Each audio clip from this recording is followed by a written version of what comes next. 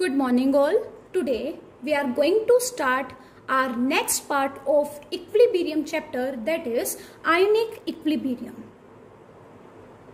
Equilibrium means in which rate of forward reaction is equals to the rate of backward reaction, and ionic means which are associated with the ions.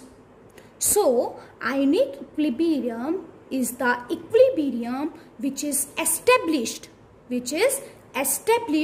between the unionized molecule, or you can say substance, and the ions in the solution of the weak electrolyte.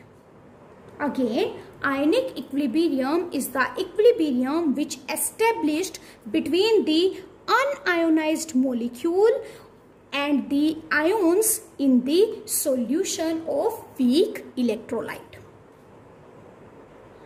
Now let us understand what do you mean by electrolyte or non-electrolyte.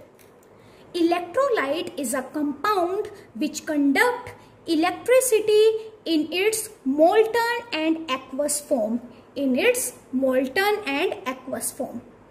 For example, NaCl in its molten or aqueous form can conduct electricity. So it is an electrolyte. And non-electrolyte is a compound which does not conduct electricity in its molten and aqueous form. Like benzene, sugar, they cannot conduct electricity. So to understand more about electrolyte, first let us understand about the degree of dissociation that we have already discussed in chemical equilibrium. Degree of dissociation is represented by alpha, and it is the fraction of the total number of moles which dissociated into ions. Total number of moles which dissociated into ions. So depending upon the degree of dissociation, some substance can dissociate completely and some cannot. So let's do the classification of electrolyte based on degree of dissociation. So electrolyte can be of two types, strong electrolyte and weak electrolyte. Strong electrolyte are substance which dissociate completely into ions.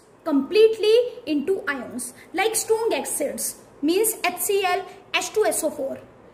If you will dissolve them in the water, they will immediately give you H plus and Cl negative ion, 2H and SO4, 2 negative ions. Strong bases like NaOH, KOH, salts like KCl, NaCl, they immediately dissociate into ions completely. And weak electrolyte is a substance which do not dissociate completely into ions, or you can say which dissociate to a small extent. For example, weak acid like acetic acid, formic acid, they are weak acid, so they do not dissociate completely into ions. Weak bases like ammonium hydroxide. Next is degree of dissociation depend upon the concentration of solution. For weak electrolyte, this will be explained by the Ostwald's dilution law, which generally says that with increase in dilution, degree of dissociation will also increase. As much water you will add, more ions will be dissociated. Depending upon the nature of electrolyte is of three types. First is acids, second bases, and third is salt. As you all know, what are acids? Acids are those which are sour in taste. Acids are those which turn blue litmus into red. Acids are those which can neutralize base. For example, HCl is an acid and it can neutralize NaOH, and after neutralization it will form NaCl plus water. And acids are those which can react with active metals to liberate hydrogen. As you know, when acid react with metal, it forms salt plus hydrogen gas. Next is bases. What are bases? Bases are those which are bitter in taste and which can turn red litmus paper to blue. And bases are those which can neutralize acid. So, after this, we need to study the three theories of acid and bases. So, the first theory of acid and bases was given by Arrhenius. And it is known as Arrhenius theory of acid and bases. So, according to Arrhenius, acid is a substance which contain hydrogen and which when dissolved in water give H plus ions. Like HCl, when it will dissolve in water, it will give H plus ions and Cl negative ions. And H2SO4, when it will be dissolved in water, it will give 2 H positive ion and SO4 2 negative ion. Next is bases. Bases is a substance which contain OH group and which when dissolved in water give OH negative ions. For example, NaOH. When NaOH dissolve in water, it will give Na positive and OH negative ions. And KOH, when dissolved in water, it will dissociate into K positive and OH negative ions. So due to the release of H positive ions in this, they are known as acid, and due to the release of OH negative ions, they are known as base. Now let's study the limitations of Arrhenius theory. This theory is only applicable to aqueous solution.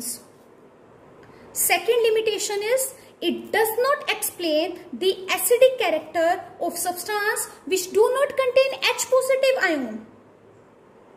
For example, CO2, SO2, CuSO4, they all are acid, but they don't contain H positive ion, or you can say they don't contain hydrogen. So according to Arrhenius, they are not acid, but actually they are. Third, it does not explain the basic nature of substance which do not contain OH group.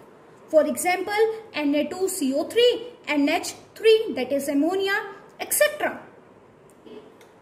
As you can see, they all are bases, but they don't have OH group. So according to Arrhenius, they should not be bases, but actually they are bases. So after this, after Arrhenius, a second theory was given by Bronsted-Lowry.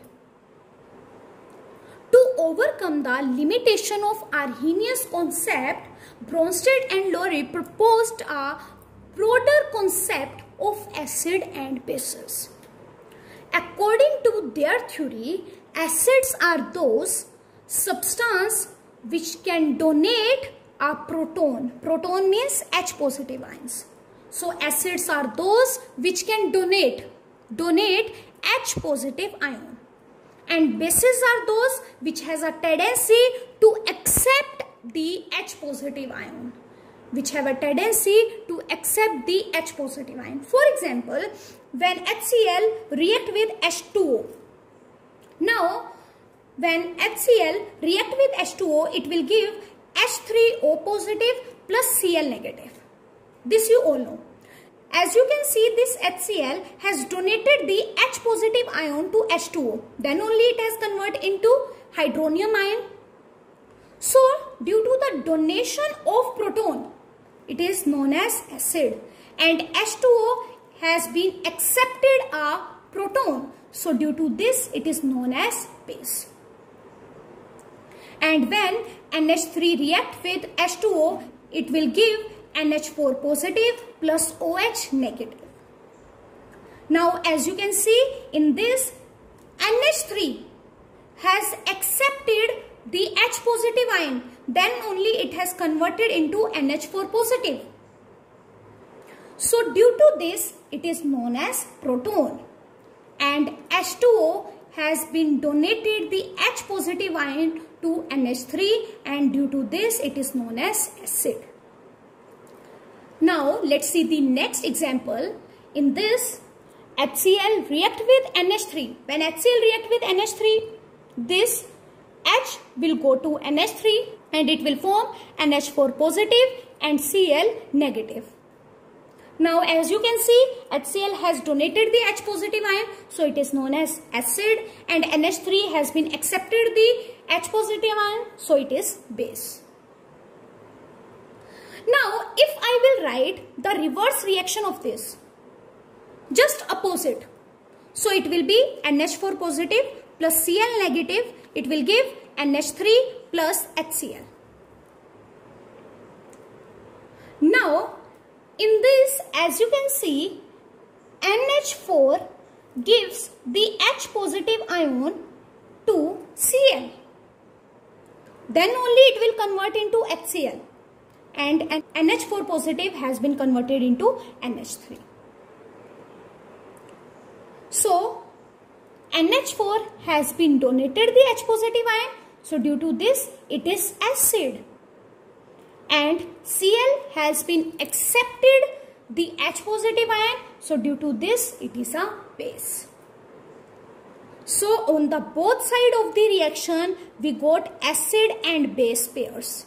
Acid and base pairs, and that is why they are known as conjugated acid base pair. Conjugated acid base pair. So NH4 was the acid and NH3 was the base, and they are known as conjugate acid base pair. In this, Cl negative has been accepted the H positive ion, so it was base, and HCl was the acid. So it is known as conjugated acid base pair. So conjugated acid base pair are those which differ by the proton only, that is H positive ion.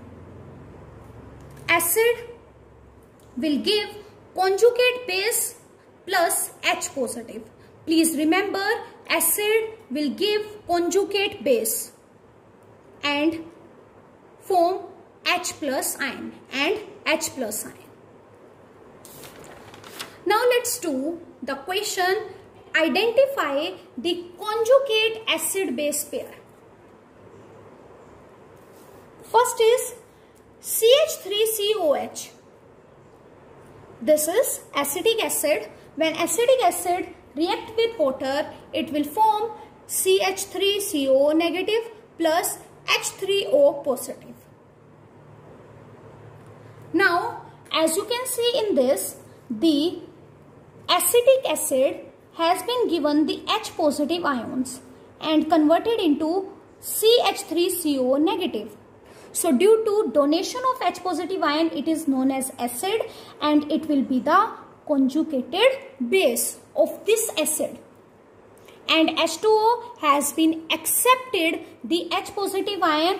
It is the base, and it has been converted into H3O positive, which is a conjugate acid.